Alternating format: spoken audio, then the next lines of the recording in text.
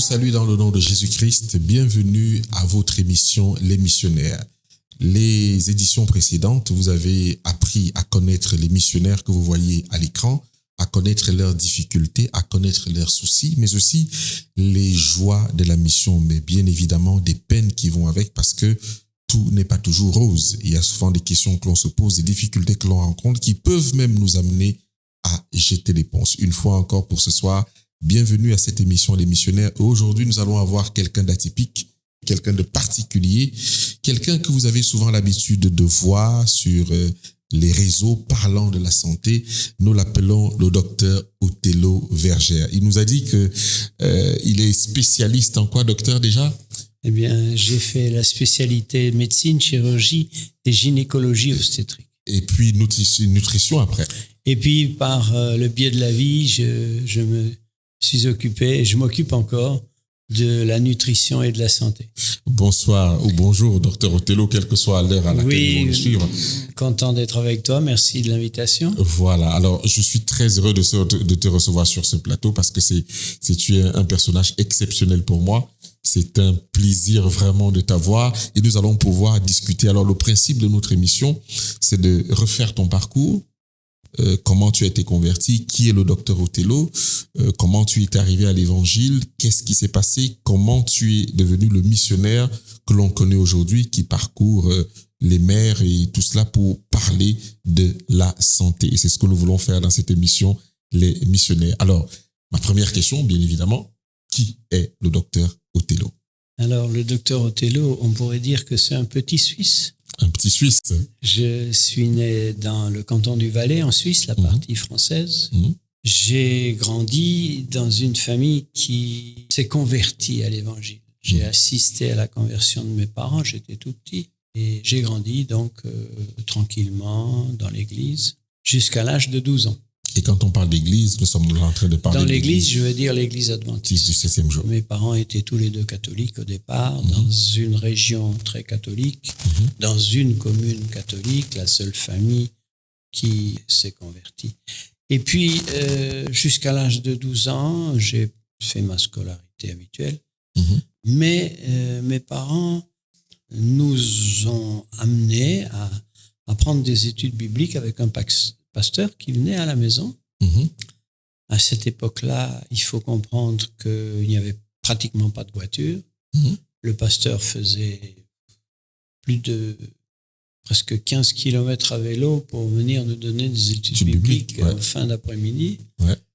On a pris nos études bibliques, on écrivait. Et puis, je me souviens, c'était un mois de septembre, je me suis décidé et je me suis fait baptiser. Et là, nous sommes en quelle année? Eh bien, je suis né en 50, donc ça, j'avais 12 ans, c'était en 62. En 62. Alors, oui. Alors, docteur Othello, entre votre papa et votre maman qui se convertissent à l'adventisme, jusqu'à ce que vous recevez les études bibliques par ce pasteur qui faisait 15 kilomètres à vélo, Dieu le bénisse, parce que ça nous donne la grâce d'avoir un personnage comme vous aujourd'hui. Quelle était la vie dans votre foyer? Est-ce que l'évangile que vos parents ont reçu était suffisamment fort dans votre vie de tous les jours pour vous garder un caractère spirituel? En fait, si vous voulez, mes parents étaient peut-être l'une des familles les plus pauvres de la commune. Ils sont issus, ma mère était orpheline de père et mon père était orphelin des deux parents qui étaient morts de la tuberculose. À l'époque, on n'avait pas les médicaments qu'on avait maintenant. Donc, ils étaient une famille simple d'agriculteurs. Mais surtout, ma mère, c'était une chercheuse. Elle avait envie de savoir, de connaître. Leur niveau d'études, c'était l'école primaire. Ils n'ont pas fait des études secondaires. Et on a eu la visite un jour d'un colporteur évangélique et qui a parlé à ma mère du sabbat. Mais ça a commencé d'abord par l'idée que Jésus allait revenir. Et ma mère, elle avait toujours fréquenté régulièrement l'église catholique. C'était pas assez fervente quand même. Mais à ce moment, elle est déjà adventiste. Non, elle n'était pas adventiste. Ah, ok, ça c'est Elle n'était avant pas adventiste. avant que... J'ai assisté pratiquement à leur conversion. Très bien. Alors, si vous voulez, qu'est-ce qui s'est passé? Ma mère, quand elle a découvert qu'elle allait à l'église catholique régulièrement et qu'on avait oublié de lui dire que Jésus allait revenir, elle a convoqué le prêtre. Elle a dit, écoutez, je ne comprends pas. On me dit que Jésus revient. Comment ça se fait que je ne suis pas au courant? Qu'on ne m'a rien dit. Et mon père, qui avait peut-être une instruction un peu plus variée, parce qu'il était catholique et il a fait un stage, un séjour chez les témoins de Jéhovah. Il lui disait, mais bien sûr que Jésus revient. Tu fais le Notre Père. Tu dis que ton règne vienne. Alors comment tu pries et puis tu comprends pas qu'il doit revenir. Elle a dit, je convoque le prêtre. Et le prêtre leur a dit, oui, pourquoi vous me posez ces questions? Vous avez eu des visites, de qui vous a visité, il ne faut pas croire n'importe qui. À l'époque, il y avait une emprise terrible. Dans les régions catholiques, le prêtre, c'était vraiment une personnalité. Il y avait le maire et le prêtre. Un demi-dieu, quoi. Et donc, qu'à cela ne tienne, ma mère continue, le bonhomme revient, font quelques études, et terreur, elle apprend que la Bible dit que le jour du repos, c'est le sabbat. C'est pas le dimanche. C'est pas le dimanche. Reconvoque le prêtre. À nouveau. Et il dit non, mais alors là, c'est. Mais il avait de la patience parce que qu'est-ce que c'est que cette affaire? On me dit que c'est le sabbat qu'on doit observer. Alors le prêtre, je me souviens, il avait un grand chapeau rond avec des grands chapeaux. Ouais. Et là, alors, il n'en pouvait plus. Il a pris son chapeau, il a jeté à travers la cuisine, le chapeau a volé comme ça. Il a dit, vous êtes des rebelles, vous ne comprenez pas, qu'est-ce que c'est que cette affaire, depuis quand vous... Bon, ça a fait toute une excellence. Mes parents ont continué. Et la réunion qui m'a frappé, c'est lorsque mes parents ont réuni dans le grand salon, sur la table, 2 prêtres, un témoin de Jéhovah et un ancien adventiste. Wow. Mon frère, avec le bon sens paysan, il a dit, écoutez, apparemment, vous avez tous raison. Vous voyez ce livre, c'est la Bible. Il a posé sur la table et vous allez me dire, d'après la Bible, ce qui a raison. Alors, gros débat. Waouh, c'est rien qu'à l'entendre comme ça, c'est gros débat très sur la Bible. Ouais. Alors, les catholiques ont dit, écoutez, vous savez, la Bible, c'est ce qu'ont écrit les apôtres dans le temps, mais le temps s'est pas arrêté du temps de Jésus. Pierre, qui était le premier pape, a écrit, les autres papes ont écrit encore, et ça s'appelle la tradition. Et donc, la tradition a évolué depuis. On n'est pas resté au début de l'ère chrétienne, il y a d'autres choses. Alors, les autres ont dit non, l'autorité ultime, c'est la Bible, c'est la parole de Dieu. Et donc, ça a tourné, et l'ancien adventiste, qui connaissait sa Bible, il bloquait tous les autres avec la Bible. Et on est arrivé sur le sabbat. Et le sabbat, c'était quelque chose pour mes parents, parce qu'ils allaient se démarquer du reste de la population. Jusqu'au sabbat, ça paraît clair, de ne pas voler, de ne pas tuer, de pas... Bon, c'est à peu près comme à tous les hommes. Mais l'histoire du sabbat, là, ça a bougé. Et à un moment, l'ancien adventiste est tombé comme une conclusion sur le texte qui dit « Si tu retiens ton pied pendant le sabbat pour ne pas faire ta volonté, c'est un jour. Si tu fais du sabbat tes délices. » Mes parents, ils ont dit, bon, ça va aller circuler. Ils ont pris ça au sérieux, ils ont dit, bon, ça doit être sérieux. Ils se sont mis à genoux, tout simplement qu'ils étaient, et j'ai le souvenir de mes parents qui priaient matin et soir. J'avais une chambre qui communiquait avec la leur, et on les entendait prier tous les soirs. Mais, Docteur Othello, tu as des frères et sœurs? Oui, j'ai des frères. Et c'est la question que je t'ai posée en premier, est-ce que la vie, justement, spirituelle de tes parents a déteint, je suppose qu'elle a déteint sur toi et sur tes frères et sœurs en même temps. C'est ça, oui, parce que nous, on a vu la transition, Oui. on a vu le combat. La transformation. Et donc, mes parents ont dit cette affaire de sabbat, Seigneur, il faut que tu nous donnes un signe. Parce que on a besoin que tu nous donnes un signe, si tu veux qu'on avance. Alors, quand ils ont prié, et quand le soir est arrivé, mon père arrive et il dit, au fait, tu as l'heure, ma montre s'est arrêtée. Ma mère, elle regarde sa montre et dit, c'est arrêté, à la même heure que mon père. Elle dit, ben regarde l'horloge de la cuisine. L'horloge de la cuisine est arrêtée à la même heure. Elle aussi. Alors, il va regarder au salon. Oui. On avait une grande... Comment on appelait ça? Les grandes horloges. Ouais. Arrêtées à la même heure. Donc, ils se sont dit, d'accord, Seigneur, pour arrêter toutes les montres et toutes De la maison à la même heure. c'est pas simple. Donc, on a vécu ces choses-là. Très bien. Alors, nous sommes à tes 12 ans. Tu as vu la conversion de tes parents. Tu as vu ce pasteur qui venait faire 15 kilomètres pour vous donner des études bibliques. Tu t'engages dans le baptême. Qu'est-ce qui se passe après? Alors, il y a peut-être une anecdote importante aussi. Ouais. C'est le plus ancien souvenir, presque, que je me souviens. C'est que lorsque ma mère s'est convertie en premier. Mm-hmm.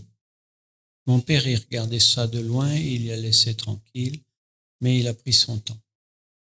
Et ma mère était dans la cuisine, on avait un jardin en face de la cuisine et une route qui faisait le tour de la maison, d'un coin de maison.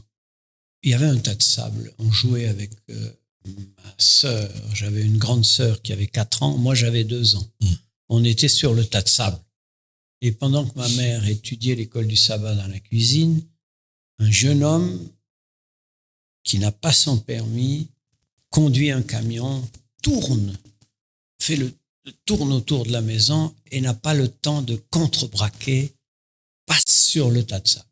Et derrière la maison, il y a un trou comme ça, ou un jardin, mais en contrebas, d'environ 3 ou 4 mètres de profondeur. Et le camion se jette dans le trou et se retourne. Ma sœur était assise sur le sable. Elle a pris le camion sur la tête. Elle est morte sur le coup. Oui. Et moi, j'étais à plat ventre dans le sable. Je suis passé entre les roues. C'est pour ça que je suis là aujourd'hui. Oh, gloire à Dieu. Et ça, quelque part, j'ai toujours compris que Dieu a sauvé ma vie. C'est pas pour rien. Il voulait que tu restes. Ça m'a certainement... j'ai toujours dit à l'ennemi, du calme. Tu vas attendre le patron. Quand il va décider. C'est lui qui décide. Pour l'instant, ce n'est pas le cas. Voilà. Donc, c'était une épreuve pour mes parents. L'ennemi a essayé de déstabiliser tout ça. D'accord. Mais ça a tenu. Alors après, je ne pouvais pas poursuivre mes études dans ce pays catholique. Alors, on m'a mis dans une école adventiste qui est près de Genève, à 150 km de chez moi. À l'âge de 12 ans, je suis rentré en 5e et j'ai poursuivi jusqu'à l'âge de 18 ans. Donc, je suis parti de la maison de chez moi à l'âge de 12 ans. 12 ans. Et ce baptême, quelque part, ça m'a empêché de dériver. D'accord. Parce que j'ai rencontré des amis. Parce que c'est ce que j'allais te poser comme question, c'est-à-dire que là, tu es baptisé, tu es dans l'église adventiste, tu pars de chez toi à 12 ans. Est-ce que la vie à l'église a consolidé ta foi, justement? C'est-à-dire que à 12 ans, tu es tout proche de l'adolescence. Et à l'adolescence, c'est pas simple. Bien sûr. Tu remets en cause pas mal de choses. On était dans un milieu, si tu veux, chrétien, mais ça ne nous empêchait pas d'être un peu bandits quand même. J'avais des amis on avait des copains, on faisait le mur, comme on dit, on sortait, on n'était pas toujours des plus sages. Et c'est amusant parce que il y a des fois où les amis ils dépassaient les bornes à mon niveau. Et j'ai jamais franchi certains niveaux à cause de mon baptême. Très bien. J'avais dit, non, là, je ne franchis pas. Et malheureusement, j'ai eu de mes amis, j'en parle à 2 de mes amis en particulier. L'un s'est suicidé en prison et l'autre est encore en prison maintenant. Donc, on peut toujours, pour un rien, à cet âge-là, tourner mal et faire un mauvais choix qui va déterminer toute la vie. Très bien. Et Dieu m'en a préservé. Amen. Le but ici, c'est justement de faire ce parcours pour montrer aux autres frères et sœurs que les missionnaires qu'ils voient ont un parcours qui permet aujourd'hui qu'ils puissent être connus de Dieu et de nous par rapport à ce que le Seigneur a fait pour eux. Alors, nous sommes dans tes 18 ans, Dr Othello. Tu as fini ta scolarité dans cette école. Alors, pas si vite. Okay. Parce qu'au départ, mes parents avaient déjà tracé une route pour moi. Très bien. Je devais devenir pasteur. Ah oui, ils ont dit, voilà, toi... Tu vas devenir pasteur. Tu es l'intellectuel de la famille. Et pourquoi toi et pas tes autres frères? Parce que, d'abord, quand ma sœur est morte, je suis automatiquement devenu l'aîné. L'aîné, très bien. J'étais un peu l'intellectuel de la famille, le travailleur, j'avais des bonnes notes. Mes 2 frères, ils étaient plutôt dilettantes, ils ont fait des beaux métiers, ils étaient certainement plus doués que moi, en intelligence pure, comme ingénieur, comme dessinateur, comme mécanicien, Bon, ils avaient des qualités, mais moi, j'étais plutôt travailleur à l'école. Ils avaient moins de notes, plus d'intelligence. Moi, j'avais moins d'intelligence, plus de notes, mais plus de travail et de notes. Enfin, voilà, quoi, bref. Alors, on m'envoie avec un but pasteur. À l'adolescence, je crois que j'étais en 3e. Et dans l'école, chaque semaine, on avait une soirée spéciale où on invitait des gens de l'extérieur qui nous faisaient, avec tous les élèves, une soirée où ils expliquaient ce qu'ils faisaient, etc. Et on a eu la visite d'un médecin, chirurgien, qui travaillait à l'hôpital de Koza au Cameroun. Oh. Et il nous présente son travail comme missionnaire en Afrique. Alors, toi, tu es dans cette école adventiste. Et moi, je suis en 3e, je regarde. Je vois ça. C'est comme un flash. Et là, tu te dis, je veux devenir... J'ai dit, c'est ça que je veux. Je veux devenir médecin. Je rentre chez moi, je dis ça à ma mère. Mes parents me disent, tu te rends compte? Mais t'as pas envoyé là-bas pour ça. Mais non, mais attends, un docteur, tu sais ce que ça veut dire. Il va falloir que tu travailles. Hein. Ouais. Parce que je sortais de nulle part. Ils m'ont dit, écoute, accroche-toi parce que c'est pas fini. Et on était 2 dans la même chambre. Et je me rappelle, on avait marqué, voilà notre but, on veut être médecin missionnaire. L'autre, je ne l'ai pas revu, mais moi, j'ai eu la chance, bien plus tard, d'aller travailler comme chirurgien à l'hôpital de Koza. Beaucoup d'années après. Oui, parce que entre la 3e il y a eu un moment. Il y a eu un bon moment. Donc, après ma scolarité, j'ai rencontré mon épouse, qui venait terminer sa scolarité de la première terminale. Elle était antillaise de la Martinique, c'est comme ça que tu finis par... On s'est rencontrés, après le bac, je me suis dirigé vers la médecine, elle a fait infirmière, et puis après, quand j'étais interne et je gagnais un peu ma vie, elle a fait infirmière anesthésiste, ce qui m'a bien servi, puisqu'on a pu travailler après ensemble, en mission. Mais entre-temps, il y a des années qui sont passées. Très bien, mais... donc, si je récapitule, docteur, c'est à partir de la classe de 3e que tu sais exactement... Que j'avais un but. Voilà, que Dieu t'a donné ton but d'être médecin, mais en plus médecin missionnaire. Et donc, à partir de là, tes études sont orientées et bien évidemment, tu rencontres ta femme. Alors, lorsque tu sais déjà que tu veux devenir missionnaire, quels ont été médecins missionnaires? Quels ont été les obstacles que tu as rencontrés, justement peut-être lorsque tu étais déjà interne? Et l'autre question, c'est que vu que tu as eu à travailler avec ton épouse que tu as rencontrée, d'ailleurs, en parlant avec toi, j'ai connu beaucoup d'histoires et je sais que tu as été très amoureux de ta femme. Est-ce que pour toi, en tant que volontaire médecin missionnaire, c'était un atout ou un handicap, ou alors est-ce que vos caractères étaient conjugués justement pour le faire, ou tu as quand même rencontré certaines difficultés à ce niveau-là? Bon, alors moi, j'ai tout de suite averti ma future épouse qu'on était encore à Collonges. Je s'est marié après, quand j'étais en médecine. Mais je lui ai dit tout de suite ce que je voulais faire, pour qu'elle ne soit pas surprise. D'accord. Je lui ai dit, je serai voyageur. Et moi, j'étais un fou des voyages. Je suis d'un naturel un peu curieux, et donc je voulais voyager, je voulais connaître. Et puis c'était un peu. Donc, elle était d'accord. Elle a fait ses études. J'ai fini médecine d'abord sans avoir d'enfant. Parce qu'on était tous les deux au travail, en médecine, les études, tout ça, c'était pas simple. Je me concentrais sur mes études. Ensuite, quand j'ai été interne en chirurgie, je gagnais ma vie déjà. Elle est repartie un peu à l'école d'infirmière, mais l'école d'infirmière anesthésiste.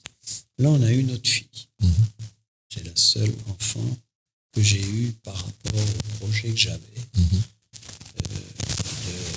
d'avancer vers l'Afrique. Et voilà. Alors, moi, je me suis bien formé. Et Dieu m'a aidé dans la formation. J'ai fait chirurgie, j'ai fait gynécologie, obstétrique, 2 spécialités, même 3. Parce qu'en Afrique, on avait besoin de tout. Oui. Donc, on était bien formés.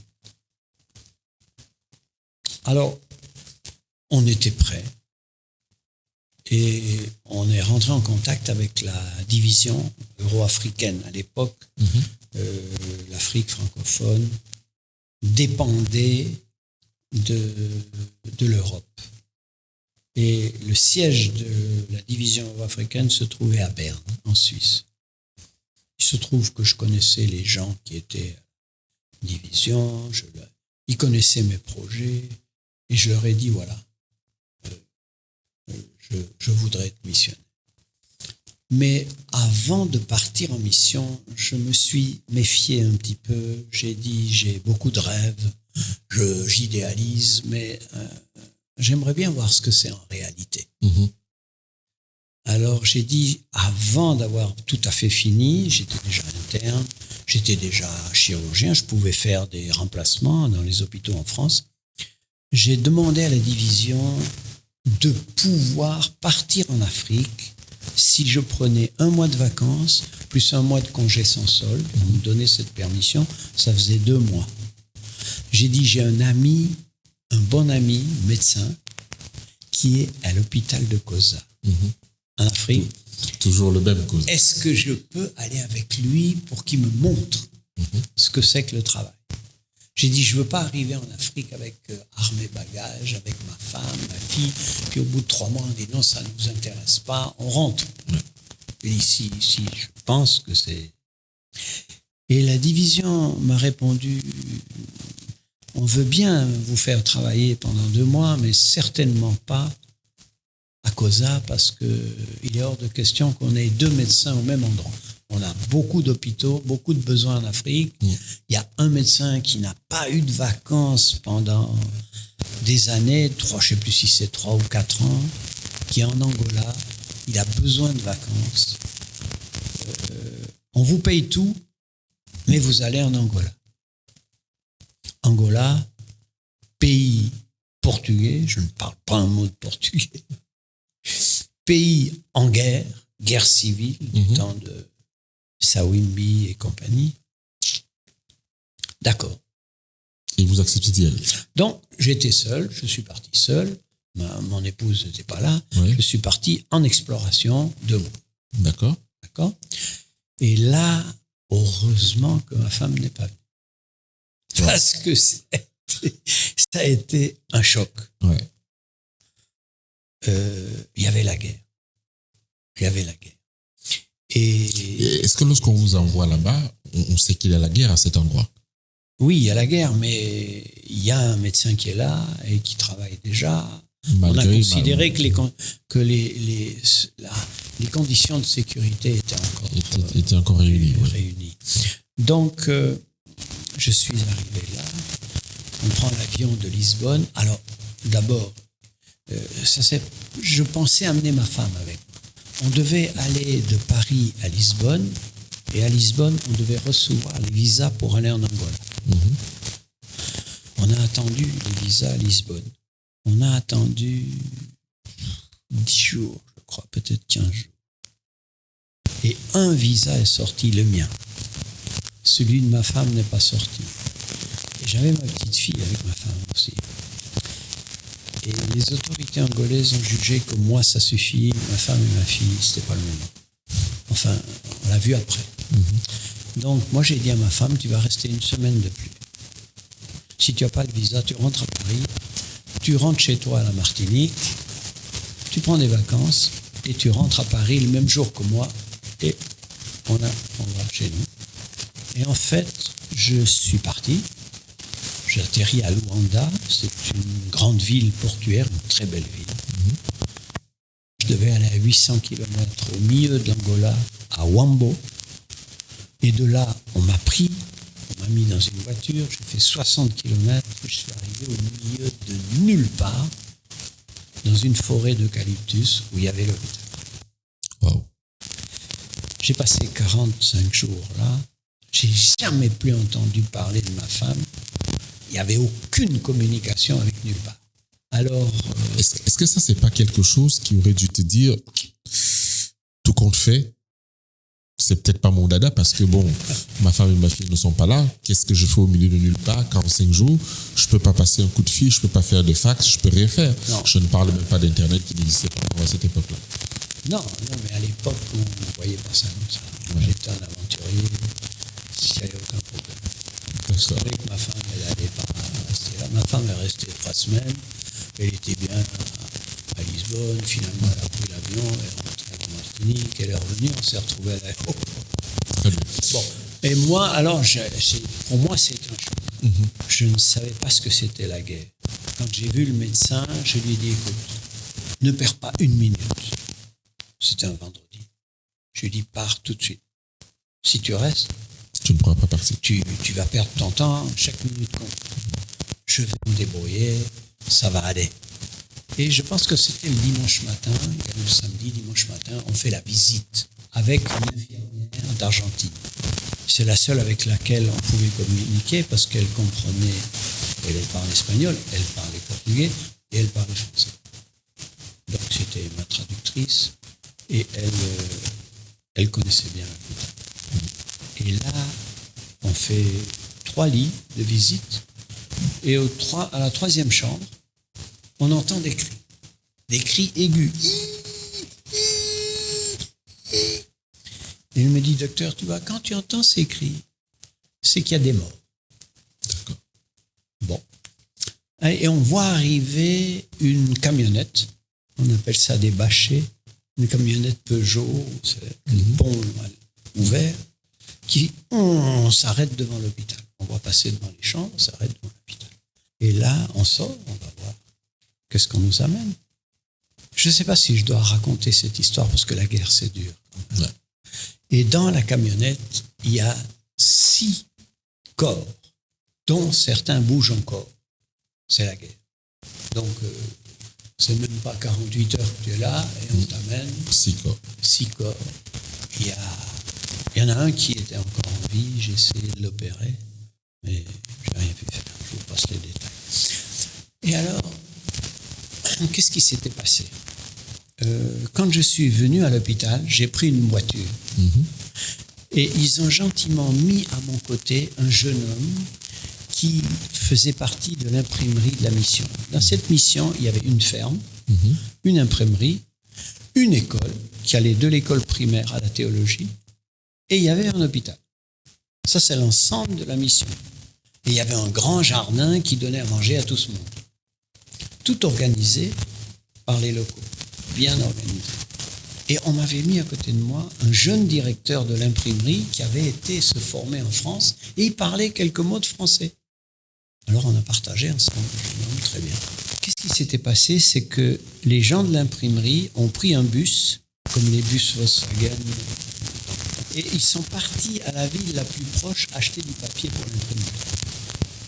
Mais pendant la guerre, et en particulier pendant la saison des pluies, les rebelles, comme on dit, il y a l'armée régulière et il y a les rebelles. Et nous, on n'était pas trop loin de la ligne de front, si tu veux. La nuit, les rebelles, la journée, l'armée régulière, etc. Pendant la nuit, ils mettent des mines dans les nids de poules. Et l'eau recouvre le nid de poule. Et si tu ne connais pas bien ton nid de poule, tu risques de... Normalement, on ne sort pas avant 9h, c'est la consigne, pour qu'ils aient déminé la route. Et là, ils étaient partis trop tôt, ils ont sauté sur une mine. Oh là là. C'était les employés de notre imprimerie. Wow. Alors, Doc, on n'a plus énormément de temps parce qu'on a encore beaucoup de choses à parcourir. Donc, du coup, tu reviens de l'Angola et peut-être passer rapidement sur quelque chose de douloureux pour toi parce que dans ce parcours, tu seras obligé de perdre ton épouse.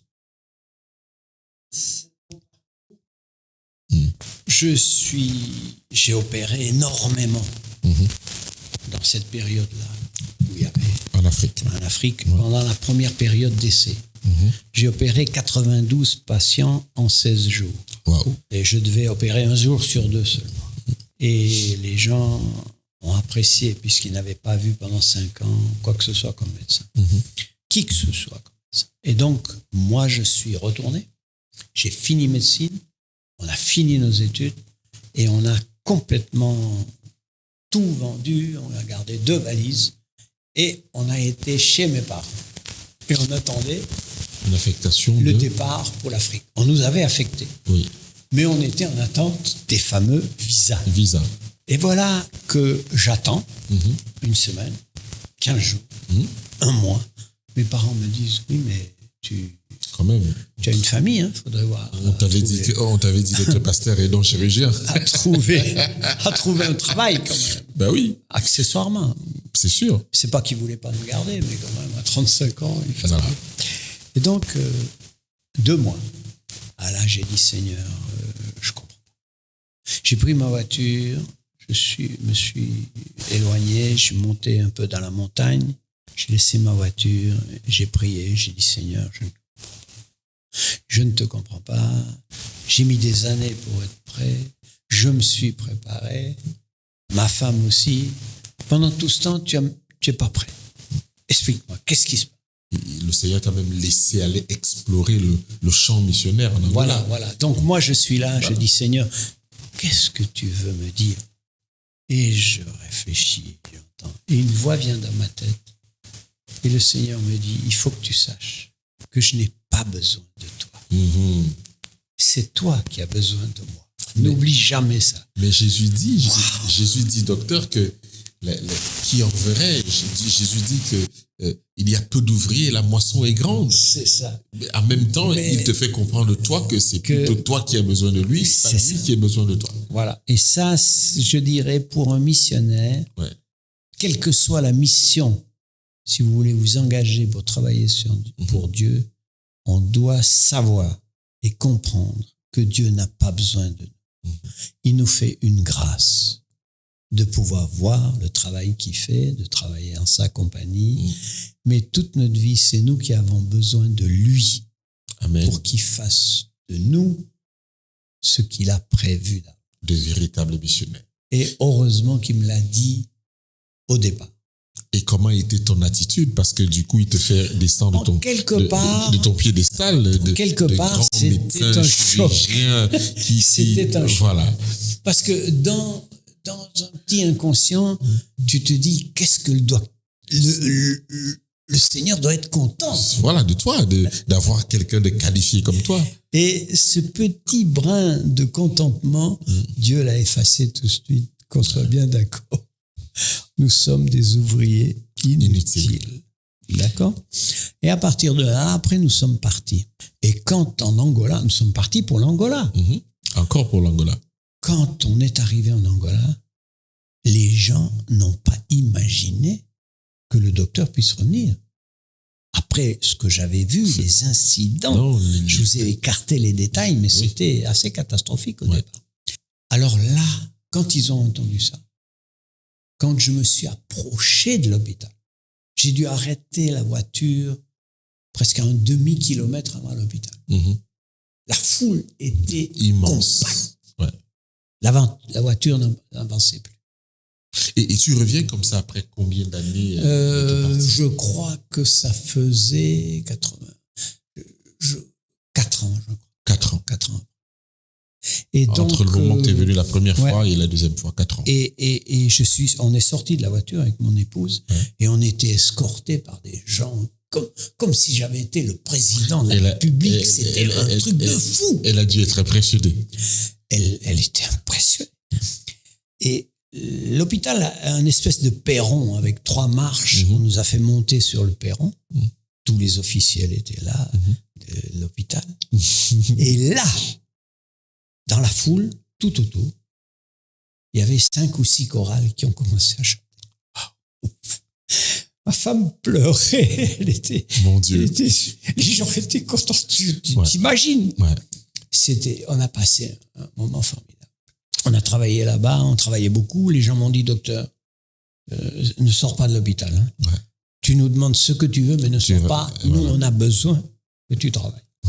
Et on a travaillé, on a fait un travail. Je vois sur ton visage que ça te fait des souvenirs émotionnellement. Je vois que ça te touche énormément. Alors, docteur Othello, tu es en Angola. Je pense que Dieu t'a donné encore, on va aller un peu plus vite s'il te plaît. Dieu t'a donné la possibilité de faire encore d'autres pays, parce que c'est comme ça que tu es devenu missionnaire. On peut peut-être les citer. Tu es parti aussi. Alors, au bout de 3 ans, j'avais des projets. La situation à l'hôpital devenait critique. Il y avait trop d'attaques et tout. Je devais revenir le soir à Wambo, repartir. Et j'avais l'intention de faire un hôpital plutôt près de la ville. Et quelqu'un vient de l'Europe, il m'écoute et il me dit, docteur, et si vous faisiez vos valises et vous partiez la semaine prochaine? Je le regarde, je lui dis, qu'est-ce qui se passe? Il m'a dit, non. Nous sommes au courant de ce qui va se passer. Il va y avoir une grande bataille à Wambo. C'est le moment d'évacuer. On nous a évacués. Et alors, j'étais affecté à l'hôpital de Mugonero au Rwanda. Toujours, ça c'est toujours dans l'église. Ça c'est l'église. Oui, donc je suis parti, j'ai pris des vacances. Voilà. Ça faisait 3 ans que je n'avais pas pris de vacances. On m'a donné 2 mois de vacances. Et après, on m'a appelé en remplacement à Koza. Encore à Koza. Et je suis allé à Koza. C'était la première fois que j'allais à Koza. Je n'ai pas pu y aller la première fois. J'ai fait 2 mois à Koza, 2 ou 3 mois, je crois. Ensuite, je suis allé au Rwanda. Ensuite, on m'a appelé à Madagascar parce qu'il y avait un médecin à Madagascar qui était un peu seul. Il avait besoin d'apprendre certaines techniques de chirurgie, tout ça. Donc, j'ai été à Madagascar et j'ai fait un séjour en Zambie. Aussi. Parce qu'en Zambie, je voulais apprendre la chirurgie de la cataracte. Et il y avait un ophtalmo il y avait beaucoup de cataractes là-bas, liées à une maladie qu'on a en Afrique. Donc, voilà comment ça s'est passé. Et tu es repassé peut-être aussi par Nangaï Boko? Non, je suis jamais sorti de Koza. D'accord. Tellement j'avais de travail, je connais le Nord Cameroun. Alors, donc, à quel moment, justement, parce que entre-temps, tu as occupé quelques postes aussi au niveau de l'église elle-même, tu as été directeur de la santé au niveau de l'Union. Oui, mais ça, c'est plus tard. Ça, c'est plus tard. C'est plus tard. Quand je suis rentré au terme des 5 ans, ma fille avait 11 ans. Elle avait besoin... On a fait l'école à la maison pendant le travail. Il y avait des cours par correspondance qui nous venaient de France, qui étaient très bien d'abord. Elle a gardé un bon niveau. Et arrivé de retour, on s'est dit, oui, bon, on va aller où? En France, il fait froid. Parce qu'on était à Limoges et l'hiver, il fait froid à Limoges. Donc, on a dit, ma femme n'avait pas vu sa famille depuis X années. On a dit si on allait faire un tour aux Antilles pour voir ce qui se passe. Mais les Antilles, c'était pas mon endroit du tout. J'avais jamais prévu d'être aux Antilles. Alors, bien sûr, la belle famille, enfin, tu reviens, il faut t'installer, tout le monde voulait. J'ai dit du calme. J'ai prospecté un peu partout. Et puis, je rencontre un ami qui était à la faculté avec moi, qui était gynéco installé aux Antilles. Et il me dit, tu devrais peut-être t'installer. Bon, mon beau-frère aussi, il me disait, bon. Alors, j'ai dit à mon collègue, parle au directeur du service, demande-lui si ça lui intéresse que je vienne. Et il me dit, le directeur, il me dit que tu pourrais venir le voir samedi prochain. J'étais en vacances à Martinique, là. Et moi, je lui ai dit, bon, tu sais, le samedi, c'est pas mon truc, demande-lui un autre jour. Et il me dit, il revient, il me dit, bon, il a dit mercredi, ça va. Je vais le voir mercredi. Alors, écoutez bien. Les postes sont difficiles à avoir. On m'attendait pas depuis l'Afrique pour me donner un poste à l'hôpital. Ça, c'est sûr. Je vois le bonhomme, il me dit, voilà, on est 2 temps pleins à l'hôpital. Les autres, c'est des temps partiels qui viennent nous aider, ils travaillent en ville, ils viennent. Quand c'est les vacances, il y en a un qui prend les vacances. S'il a le congé bonifié, il prend 2 mois et l'autre reste tout seul à l'hôpital, de garde pendant 2 mois. Ça fait 3 ans que je demande au ministère qu'on crée un poste supplémentaire pour qu'on soit 3 et pas 2. Le ministère m'a accordé le poste il y a un quart d'heure que j'ai reçu le téléphone. Incroyable. Vous pouvez le prendre quand vous voulez. Mais là, c'est plus dans le cadre de l'Église. Non. Très bien. Ça, c'est plus dans le cadre de l'Église. Donc, moi, je dis au Seigneur, c'est pas mon pays, la Martinique. Je ne sais pas qu'est-ce que je fais ici. Il faut que tu me dises si je dois rester là. Et je rends visite en ville à mon beau-frère qui travaillait dans une banque. Alors tu reviens, j'ai dit, Lucas. Et j'avais pas le moral. J'avais un coup de blues. J'étais pas chez moi. Je connais pas ce pays. Je sais pas ce que je fais là. Je voulais être missionnaire. Je me retrouve embourbé dans un truc avec la belle famille sur mon dos. C'est pas mon truc. J'avais peur de ça. Et je demande à Dieu, j'ai dit, Seigneur, il faut que tu me... Et je reviens vers ma voiture qui était garée devant la banque. Il y a un policier qui était en train de me mettre une prune sur la vitre. J'étais garé où il fallait pas. Et comme j'avais rien à faire de ça, je l'ai même pas regardé. J'ai pris la prune, je suis rentré. Alors que je fermais la porte, il y a quelqu'un qui tape à la vitre. Je connais personne à Martinique. J'ouvre la vitre, je dis, monsieur, il m'a dit, j'ai vu ce qui s'est passé, monsieur. Donnez-moi votre PV. Je donne le PV. Il court après le flic. Et ils sont à une 30aine de mètres devant moi, ils discutent. Le gars, il argumente avec le policier et tout et tout. Je me dis, mais qu'est-ce que c'est que cette histoire de fou? Qu'est-ce qu'il faut avec mon PV? Et au bout d'un moment, le flic récupère le PV, il déchire. Wow. Et le bonhomme revient. Il me dit, monsieur, j'ai vu ce qui s'est passé. Moi, j'ai été en France, j'ai été très bien traité. Vous êtes ici, je veux que vous ayez une bonne impression de la Martinique. Je dis, Seigneur, qu'est-ce que c'est que ce truc? Moi, je m'occupe jamais des PV des autres. Il y a un gars qui prend un PV, c'est son PV. Tu me verras jamais aller m'occuper de faire sauter un PV d'un gars que j'ai jamais regardé. J'ai dit, monsieur, bon, voilà, je suis le docteur Vergère. Si jamais vous avez besoin de moi, j'ai jamais revu ce bonhomme. Mais j'ai dit, Seigneur, ça va, j'ai compris. Je ne vais pas avoir une mauvaise idée de la Martinique. J'ai été praticien hospitalier 35 ans. À Martinique. À la Martinique. Et donc là, j'ai occupé des fonctions. Très bien. Mais en dehors de l'Église. Alors. Non, mais attention, en dehors de l'Église, dans mon travail. Oui. Mais après, dans l'Église, en tant que responsable d'église, département. Et alors, nous commençons, moi particulièrement, je commence à te connaître parce que je te vois dans un ministère qu'on appelle. Alors, nous avons passé, c'est peut-être pas, on va peut-être pas en parler, mais signaler qu'entre-temps, le docteur a perdu son épouse. Entre-temps, d'un cancer, je suppose, et que ça a été une expérience difficile. Donc, moi, je commence à te connaître personnellement en tant que missionnaire dans un ministère parce que je te vois parler de la santé. dans ce ministère, je te vois donner des études bibliques dans ce ministère, je te vois également enseigner dans ce ministère. Et c'est comme ça que personnellement, moi, je t'ai connu. Et donc, comment, justement, entre le fait d'avoir travaillé 35 ans et le fait de commencer tu as été missionnaire dans l'église officielle, et après, on te voit maintenant, on va dire, un missionnaire laïque. Et qu'est-ce qui t'a poussé à être missionnaire laïque? Alors, disons que les circonstances qui ont fait que je quitte l'Afrique ont été un peu contre ma volonté. Mm-hmm. J'étais juste avant les événements, le génocide du Rwanda. Ouais, 95, Dieu a 94. permis que je quitte le Rwanda, peut-être pas agréablement, mais un an après, j'ai compris qu'il valait mieux que je sois parti. Personne n'aurait pu rester. Donc, j'ai trouvé un travail, ma femme a trouvé un travail, et puis elle est tombée malade. C'était pas un cancer, c'était une maladie rare. Très bien. Qui détruisait le poumon en 8 ans. 10 ans, elle a été greffée pulmonaire. Elle a vécu 5 ans avec son greffon.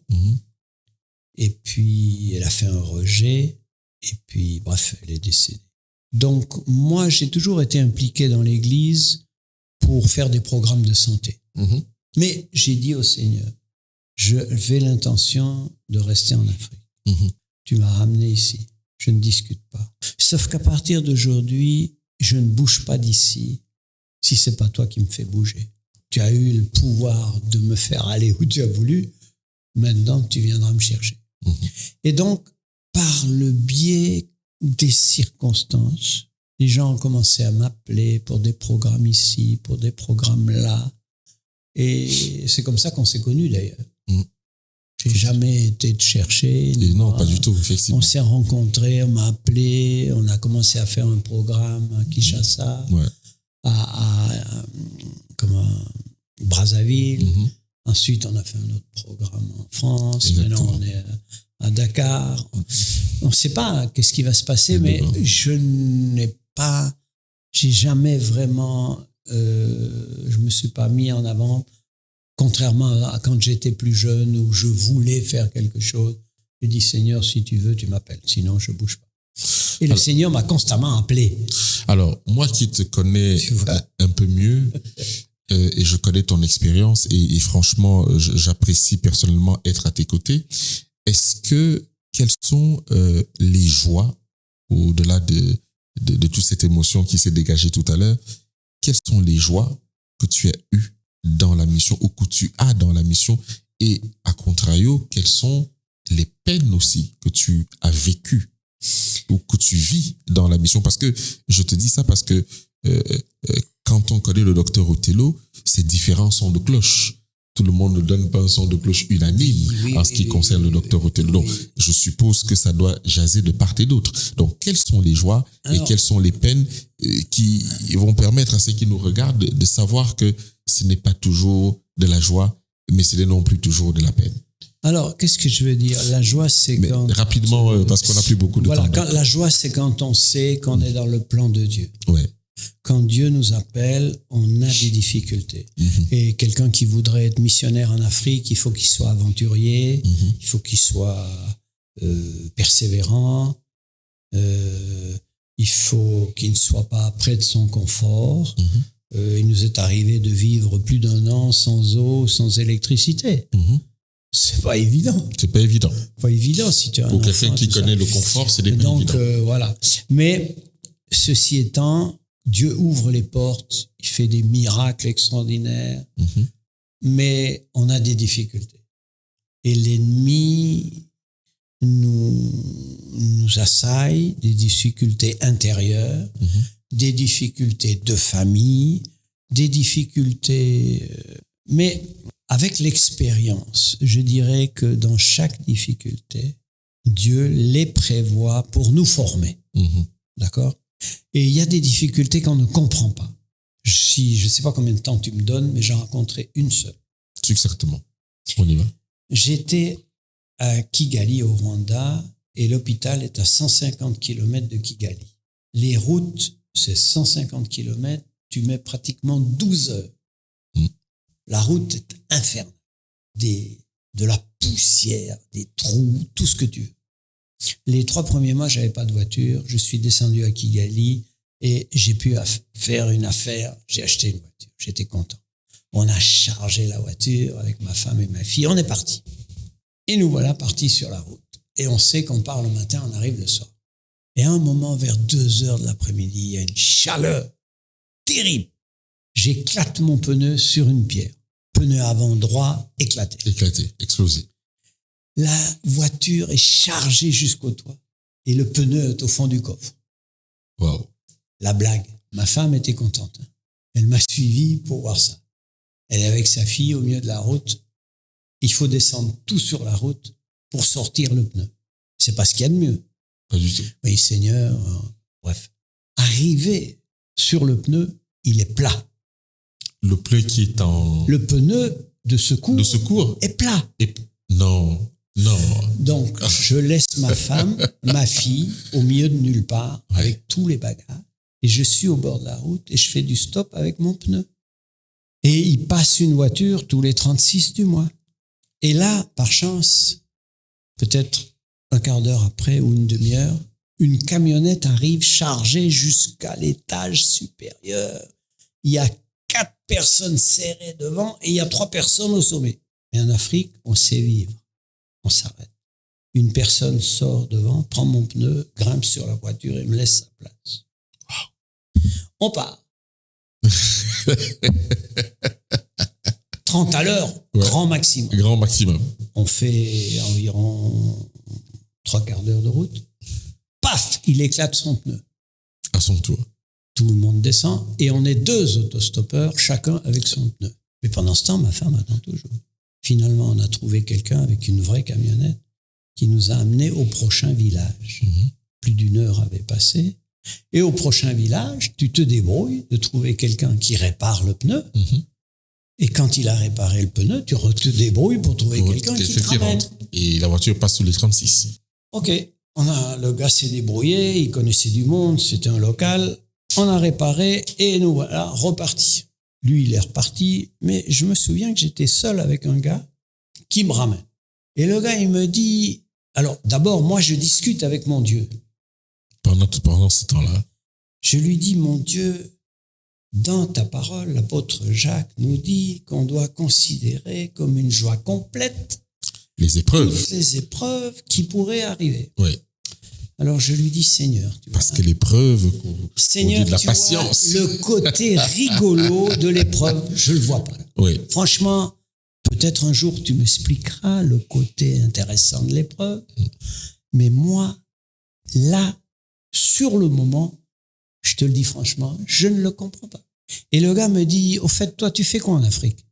Je dis, moi, je suis docteur, je lui dis. Ah bon? Mais qu'est-ce que tu fais ici? J'ai dit, je travaille comme docteur. Où ça?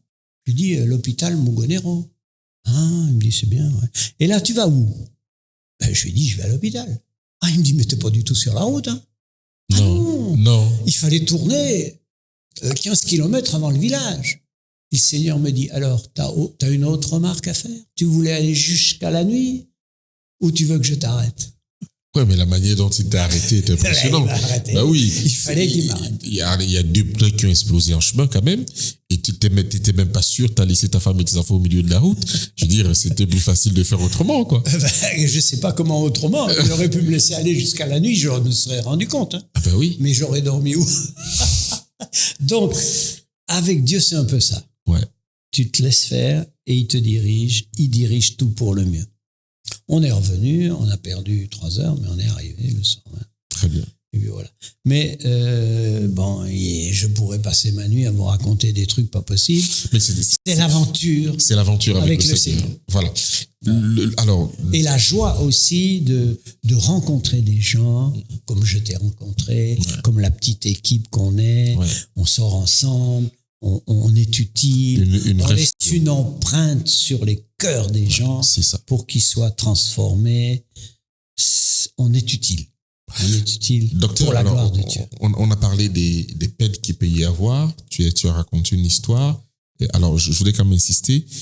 Est-ce qu'au niveau des joies, tu aurais peut-être aussi une courte anecdote? Parce que on te voit, on ne sait pas que tu traverses des choses difficiles, mais il y a aussi de très bonnes choses. Parce que dans le ministère, il y a des apports, il y a de la calomnie, il y a de la médisance, mais il y a aussi des personnes qui vous aiment, des personnes qui savent que lorsqu'il y a telle ou telle chose, c'est le docteur Othello qu'il faut appeler. Est-ce que tu n'aurais pas également une petite anecdote, mais très rapide, Oui, 10 je secondes. pense que les joies, pour moi, les joies, c'est les contacts humains. Les joies, c'est les gens que je connais, où je peux retourner, où j'ai des amis qui m'attendent, qui me demandent, que je connais. Je pense qu'il n'y a rien de mieux que l'amitié sincère qui nous permet de partager, de connaître les gens. Et les vrais amis, on ne les connaît pas dans des fêtes, on les connaît dans les difficultés. Dans des moments difficiles. Et comme je me suis trouvé dans pas mal de difficultés, pouvoir aider les gens m'ont témoigné de la reconnaissance. Gloire à Dieu. Et cette reconnaissance, eh bien, ça fait chaud au cœur. Ça fait chaud au cœur. Docteur, on n'a plus de temps. Nos 1 heure sont en train de s'écouler rapidement. Donc, on va parler de 2 ou 3 petites choses, mais rapidement, vraiment rapidement. Donc, on voit le docteur qui est maintenant en train de circuler un peu partout, là où on l'invite. Il est au Sénégal, il est au Cameroun, il est à Brazzaville, il est au Congo, il est un peu partout. Il est en France, en Suisse. En 2 secondes, le ministère et l'argent. Qu'est-ce que tu en penses et comment ça fonctionne? Alors, si vous voulez, pour moi, en tant que médecin, j'ai gagné ma vie, j'ai pas de problème d'argent, j'ai ma retraite qui me suffit amplement. Et le Seigneur a toujours pourvu. Le Seigneur a toujours pourvu. Même lorsque j'étais en Afrique, j'étais payé guère comme un pasteur, légèrement plus. Il y a un barème international que les adventistes ont mis au point. C'est pour tout le monde pareil, il n'y a pas d'exception. Le médecin, si vous voulez, le pasteur gagne 100%, le médecin gagne 110%, par exemple. Ouais. Un tout petit peu plus, mais c'est comme ça. L'infirmière, 90%. Mais on est tous autour de du même salaire. Moi, j'ai jamais eu de problème là. Et là, quand j'étais médecin, j'ai gagné ma vie. Et maintenant, je suis retraité. Je n'ai pas de problème d'argent. Le Seigneur a toujours pourvu amplement pour que nous puissions faire son œuvre. Ce n'est pas un problème pour Dieu, l'argent. Il est tout puissant, il a tout l'argent du monde. Ce qui est difficile pour Dieu, c'est de trouver des gens motivés. Très bien. Motivés, qui en veulent, qui sont disponibles pour lui. Des passionnés, des volontaires. Vous voyez, c'est le genre de personnes qui sont restées avec Gédéon. Et 300. Voilà. Alors, docteur, nous sommes à la fin de notre émission. Vous le connaissez un peu plus, vous connaissez un peu plus son parcours, comment il a été converti, comment il est devenu missionnaire alors qu'il avait un besoin d'être pasteur. Entre-temps, il devient médecin, chirurgien, il va en Afrique, il revient, il perd sa femme, mais il continue toujours dans la mission. Aujourd'hui, nous le connaissons en tant que missionnaire médical, laïque. Docteur Othello, nous sommes dans une église qui grandit, qui de temps en temps perd ses repères, et pourtant, c'est un peuple choisi. Et je voudrais que tu imagines un instant que tu as un jeune devant toi, un jeune homme, une jeune femme, qui a peut-être fait le même parcours au niveau de la médecine comme toi et qui s'est dit, je veux être missionnaire. Et tu sais bien que Jésus dit que la moisson est grande, mais il y a peu d'ouvriers. Est-ce que tu peux regarder juste la caméra en face de toi et dire quelque chose qui pourrait toucher ce jeune homme, cette jeune femme, pour qu'il nous rejoigne dans l'arène de la mission? Alors, je te dirais, toi, jeune, si tu as l'intention de te laisser piloter par Jésus, tu dois comprendre que, c'est lui qui dirige ta vie, il est tout-puissant et il t'aime intensément. Donc, tu es tranquille du point de vue sécurité, tranquille du point de vue de tout ce dont tu as besoin parce qu'il a tous les moyens.